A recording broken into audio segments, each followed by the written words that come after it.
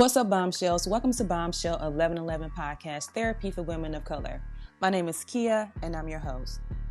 Generally, podcasts request donations, but I want you to show love by simply subscribing to my social media platforms by visiting my website at www.bombshell1111podcast.com. I want to see thousands of subscribers on this platform. Leave your comments and I'll show love by shouting you out on my social media platforms such as Instagram and Facebook. I want to thank you for your continued support as always. And with that being said, let's jump into this new episode.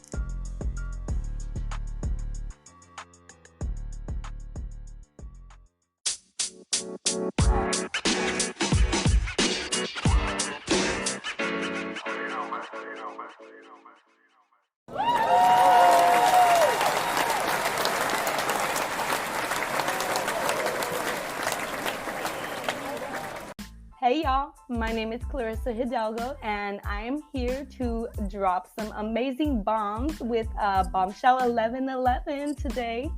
Welcome back, you guys, to Bombshell 1111 Podcast. I'm Kia and I'm your host. Tonight, you guys will be talking about yoga with our special guest, Clarissa. So without further ado, you guys, let's get into it, Bombshells. Welcome, Clarissa. How are you? I am awesome. Thank you so much for having me here on. I cannot wait. Excited. I am too excited. I love your energy. I already told you that 1,000 times tonight. So I can't wait to get into the podcast because I think you're going to be talking about, I know that you're going to be talking about something that's going to be very beneficial to people that suffer or deal with this specific diagnoses. And I know you're going to be able to give some beneficial tips to help people, kind of maneuver through this journey that they're going through. So again, thank you. And thank you again for coming on the podcast and, sharing your knowledge and tools tonight. The pleasure is all mine, Lakia. You give this platform and I am super grateful for you having me on. Oh, thank you, girl. Thank you. So let's get into it, Clarissa. Without further ado, can you give the listening audience a short description of who you are, what you do, and where you're from? Yes, I can. So my name is Clarissa Hidalgo, and I am soon to be 31 years old, but I'm 30 years old. And I am a registered yoga teacher. I live in Merced, California. So we are in the Golden State. I am a birth doula. I am a registered yoga teacher. I work with Dignity Health and a lot of other organizations around California. And most importantly, I am a mama of 2 girls. I am the founder of Multiple Sclerosis Mamas, and we are a group of women diagnosed with multiple sclerosis, over 1,000 strong on our private Facebook group. We are providing support.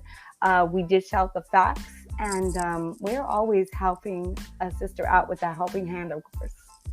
And Clarissa, for those who are unaware, are not familiar with what a certified yoga teacher is or consists of, can you further explain to the listening audience? No, of course. So I will say that y'all could be a yoga teacher. Anyone could be a yoga teacher. Anyone could get up and teach some yoga. But a certified yoga teacher or registered yoga teacher, however you really want to, put the money around it. A certified yoga teacher is someone who has gone through training. So I myself have gone through between 9 to 12 months of rigorous training to become a registered yoga teacher. And I have over 200 hours of training hours and over 1,000 hours of just teaching hours. Now, when you become certified, you can pay fees. You can get your license and get your insurance and do all that good stuff, and then be certified as a registered yoga teacher. You can get kind of certified with the Yoga Alliance. You can do all the official stuff. Mm-hmm. But that's the only real stuff behind being a certified yoga teacher. Yeah. Is I went through training. So I just didn't get up and start doing this. I went through training on multiple sclerosis. I went through training on prenatal, on vinyasa, Hatha yoga, all the different types. Okay. And so for again, individuals who know what yoga is, but then there's some that don't. You know, the new millenniums now, they tend to talk a lot about yoga, meditate, and things of that nature, and the benefits of that. Just from your experience and expertise, what is the benefit from yoga, and why is it beneficial? So, yoga, I feel like in today's day and age, especially in the Western world, when we think of yoga, we think of pretty blonde women in yoga pants and, you know, tight t-shirts and, you know, doing all of these hot yoga exercises and stuff. And that is a portion of yoga. But there is also the beginning of yoga, because see, yoga didn't actually start with movements until the 1900s. So the beginnings of yoga are in meditation, mindfulness, in breathing, in just, you know, introspection, all of these other things. So yoga now is postures, is moving fast, is breaking a sweat, or doing things a certain way. But yoga is actually so many other things, I guess you could say, that we oftentimes in Western society, I think maybe we don't shine a light on as much, or we don't want to include as much for whatever reason. I totally agree. So let's briefly talk about and discuss some of the different types of yoga that you teach specifically. I know you talk about and you teach flow, fitness, spiritual oriented yoga, gentle, and specialty yoga. So can you briefly talk about each specialty that you do? Yeah. So those are the ones that Yoga Alliance actually has descriptions for and lets me list on the website. But my specialty yoga is in accessible yoga. So that is yoga for all body types and minds. And what I mean by that is not everyone can get into, you know, a downward dog. Not everyone can even get into a, you know, seated cross-legged position, if you think about it. Right. Because yoga in the Western world, quote unquote, how we look at it is for the 20-something-year-old. It's for the 30-something-year-old who can still do a whole lot of shapes and poses and stuff. But what about yoga when we start to move past that? You know, in our 40s, when the joints start to hurt, when we've had the babies, and when our bodies start to look really differently, right? So the accessible yoga, which is my specialty, is actually accommodating to wheelchairs, to multiple sclerosis, to fibromyalgia, to all of these other conditions that we have kind of developed because of the different lifestyles that we live. See, we kind of forget that we're going to get older and things are going to start to hurt, and that pose that we did 5 years ago maybe still kind of doesn't feel the best for us. So that's what accessible yoga is really about, is living in your body regardless of where you are at. So whether it's chair yoga that you're doing, whether it is, you know, meditation yoga, or just spiritual yoga that you're doing, accessible yoga is about meeting your body where you're at.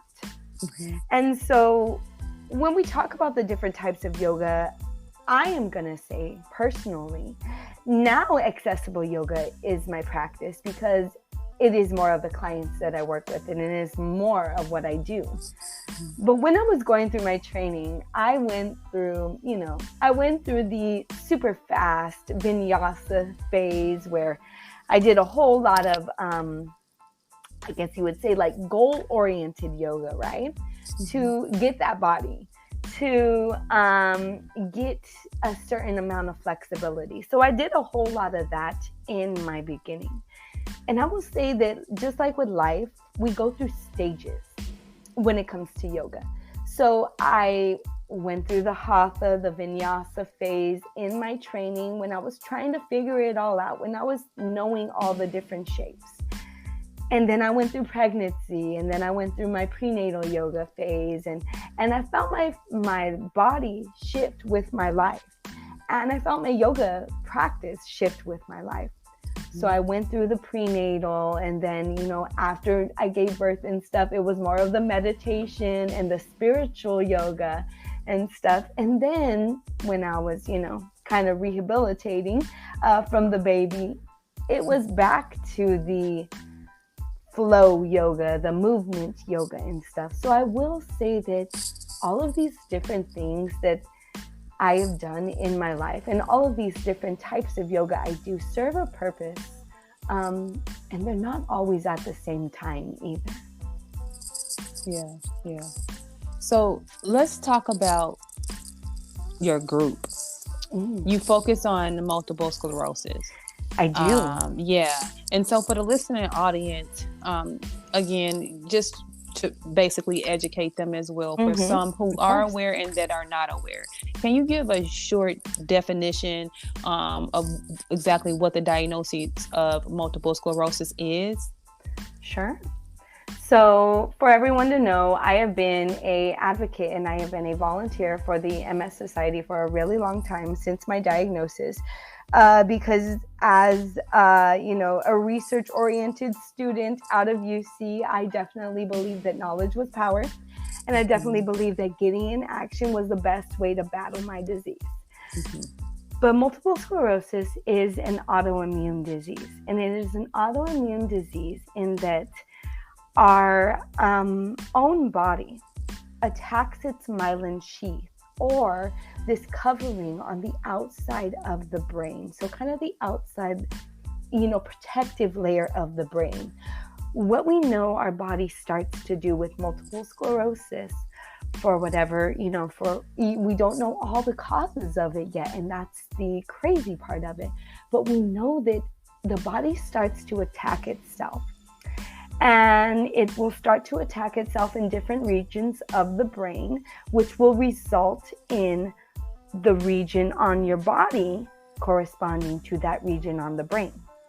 And so that's how we see difficulties arising with multiple sclerosis, such as speech issues, such as balance or walking issues, like mine first started out as. We see these issues started corresponding to where that lesion is happening in the brain with MS. And so when we know this is happening, when we get a diagnosis of MS, usually there are several diagnosing factors: blood tests, there is an MRI, and there is a spinal tap where we take fluid out of the spinal cord to test to see if it is positive for multiple sclerosis. And so what they do with multiple sclerosis is they basically say, well, you have these options, right? And they give you options, and sometimes it can be kind of scary, honestly. Yeah. Wow. Well, what and specifically what types of options is a particular individual given when they're dealing with multiple sclerosis, Clarissa? So when we're talking about a diagnosis of multiple sclerosis, we are talking about different medications which are called immunosuppressants, which are meant to stop your body from reacting to itself, right? In stopping that reaction, in stopping the attacking happening on your body, we are also suppressing your immune system.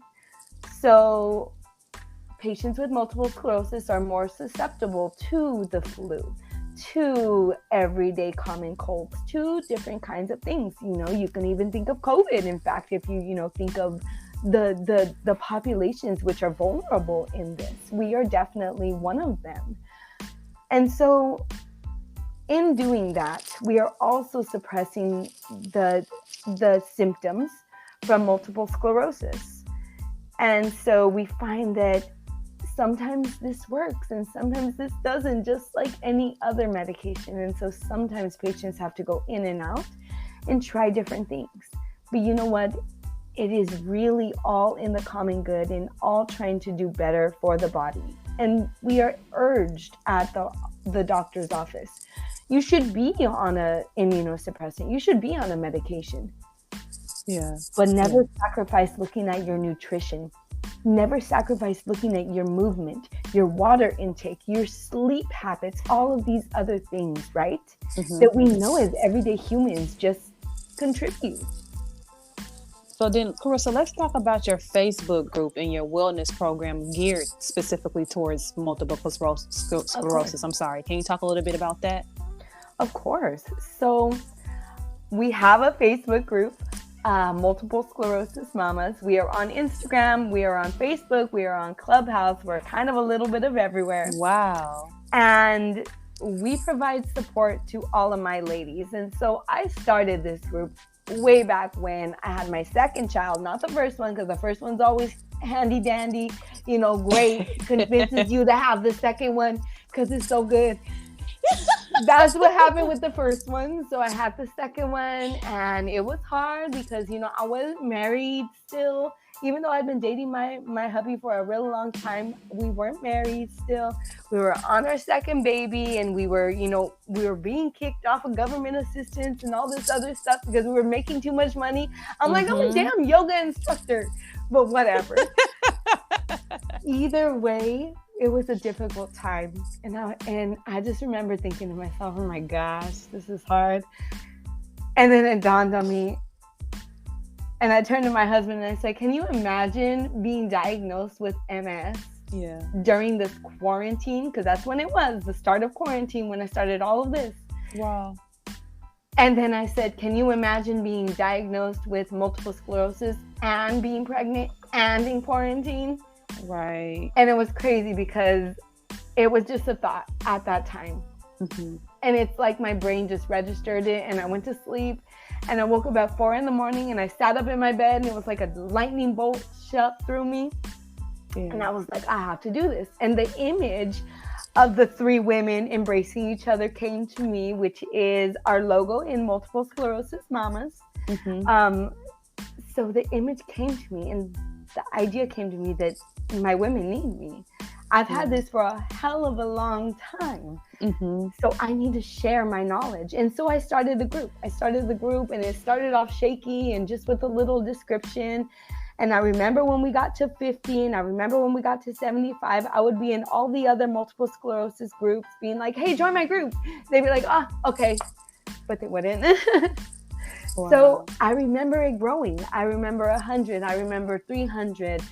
I remember it slowly climbing up there. And then I remembered the point where Facebook is like, this group is popular, we're going to start advertising it. And so if you don't know a little bit about the Facebook algorithm, when it realizes that a lot of people are just finding your group and joining it, it starts to bring it up. It starts to bump it up, and it starts to say, hey, you know what? You would be interested in this group because you're searching for MS. And so I think that's what has started to happen. And our group grew and grew and grew, and we hit 1,000, and we are like at 1,300 now or something. I don't know. But we are full of women diagnosed with multiple sclerosis. We are women diagnosed with multiple sclerosis, and we are mamas. But we are more than just human mamas. We are auntie mamas. We are doggy mamas. We are a little bit of everything, because we know that MS does not discriminate, so neither should we.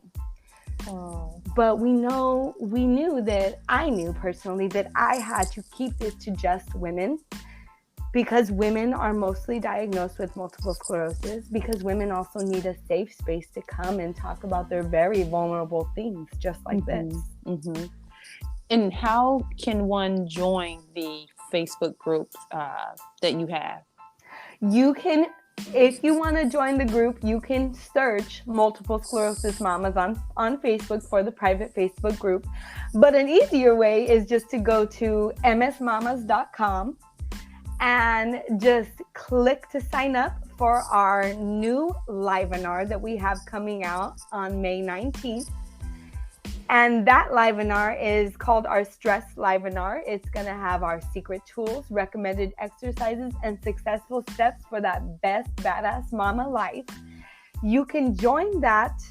You can join and get in for all of that good stuff, but that will also be a straightforward afterwards to the group, to our store where we have lots of merch, and just to us where you can find everything that you need.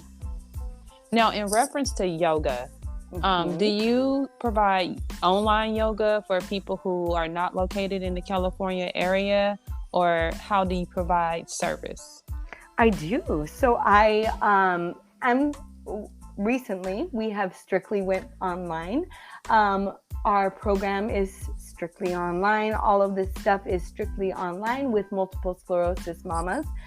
And I strictly teach online now. I do not actually teach in person. So that'd be the best way to contact me.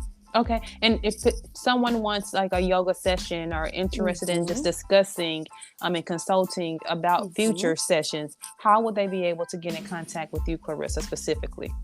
So you can just add me on Facebook if you want, Clarissa Hidalgo. You can just look me up on Facebook, or you can always DM me, honestly. I'm very active and I try to keep up with most of our social media, not all of our social pages.